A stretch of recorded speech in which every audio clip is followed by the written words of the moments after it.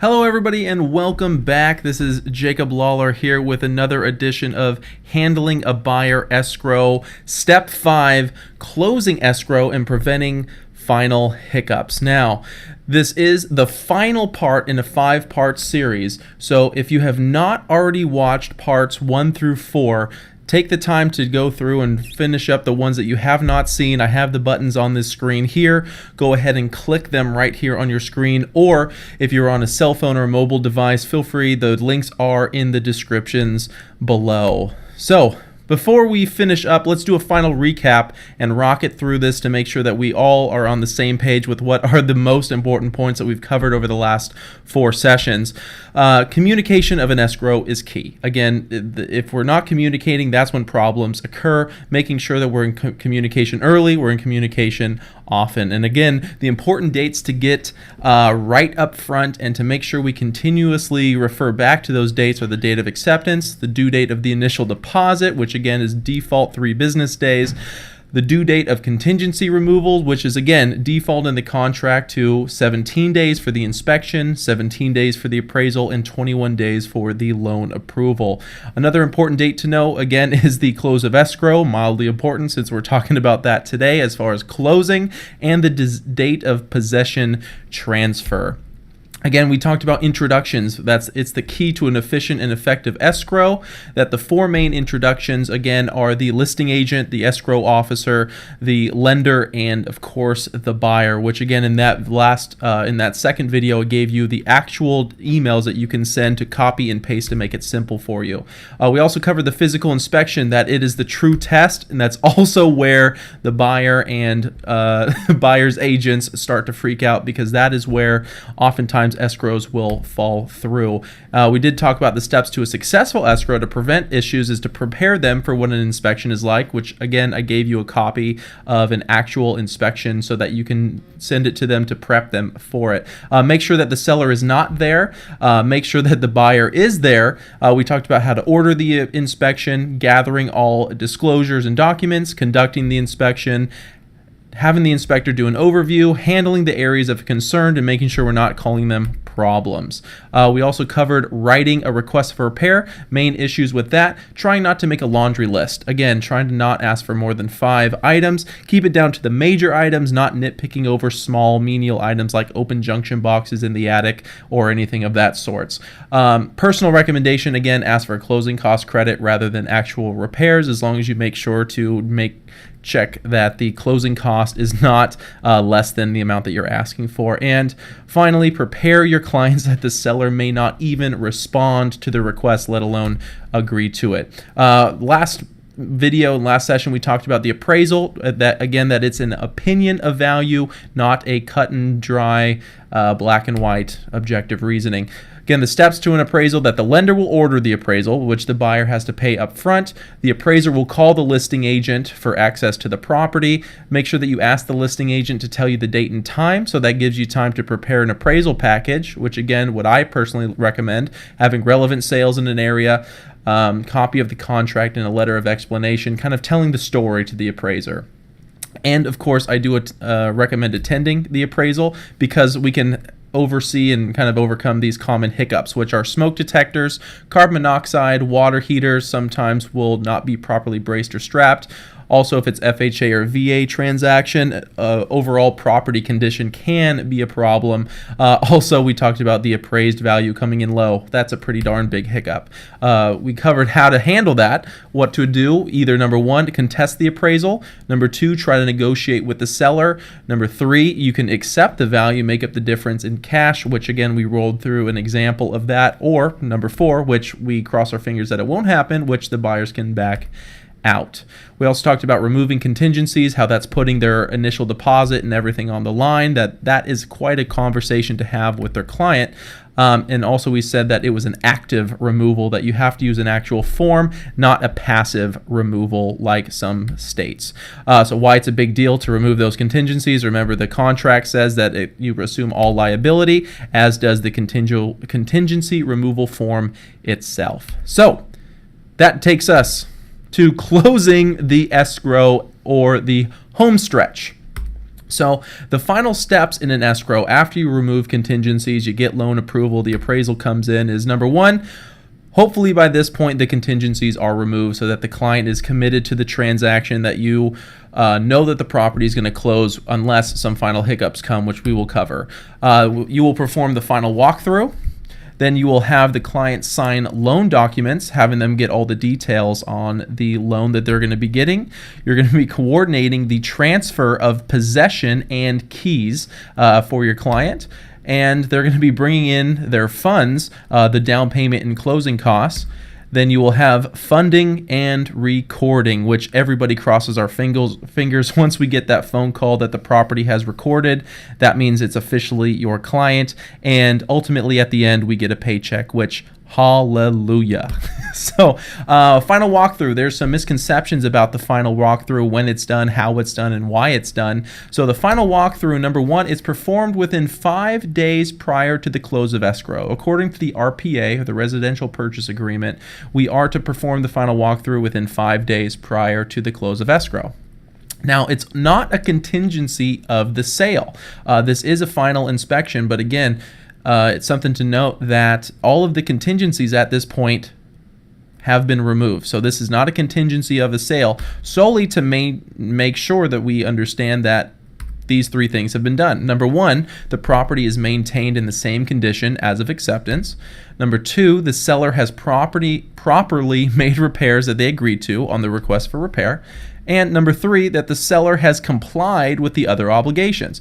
Meaning, examples of this, if you agreed in the contract that the refrigerator and stove are to stay with the property, or that they're to remove certain items, to make sure that that has been completed. So again, that's the purpose of the final walkthrough. It is not a contingency.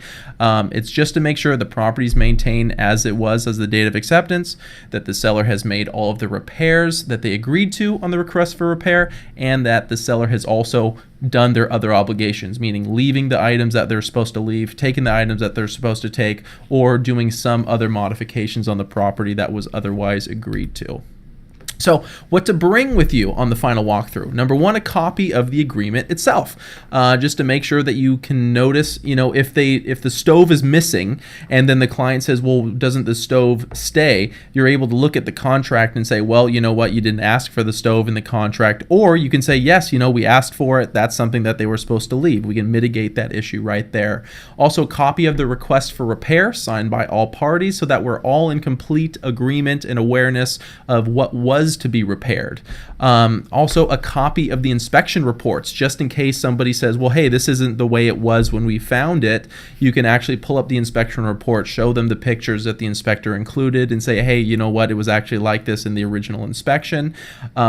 And also the verification of property condition form. It's also shorthanded CAR form VP. So this VP is the form that you bring with you to make any notes on if something is not the way that it should be. So let's say that you agreed with the sellers that the seller is to make certain repairs underneath the sink because there was a leaky faucet, for example. And you come into the final walkthrough, the verification of property condition, and it's still leaking. The underside of the cabinet is soaking through, it's soaking wet. You would note that here on the form, because basically what it says is, hey, everything is great, everything is as it should be, except, and then you make these lists of any other items. And that is really the form that we need to have signed by all parties, that, hey, something needs to still be fixed. So this is the form that you bring with you during the final walkthrough. After the final walkthrough, you handle loan document signing. Now, usually buyers agents do not have to attend loan document signing. If this is your first time going through an escrow, I personally recommend sitting with your clients at the loan document signing. 2 reasons. Number one, it's comforting to the buyers to have their agent there with them to answer any questions that they should have, but also, more importantly, so that you can understand and experience what buyers go through during the loan document signing. Loan doc signing can often be overwhelming, because if you've ever sat through one, it's about 1.5 inch thick stack of papers that they have to go through.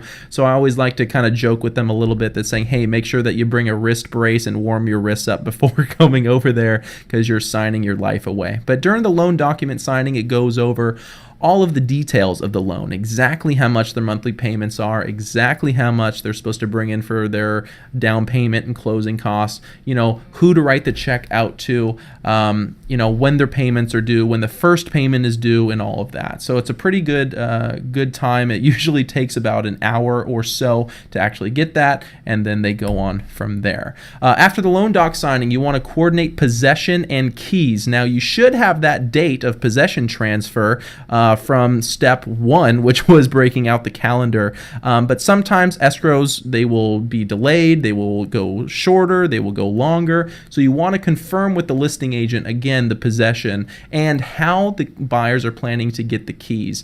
Sometimes there will be a lockbox on the property that the buyers will have access to, that they can give them a code to, that they'll say, hey, the sellers are going to leave all of the keys and the remotes in a kitchen cabinet, but we'll leave the front door key in the combo lockbox, and here's the combo. Other times, you have to go physically pick up the keys from the seller, so this is where you want to coordinate that situation there.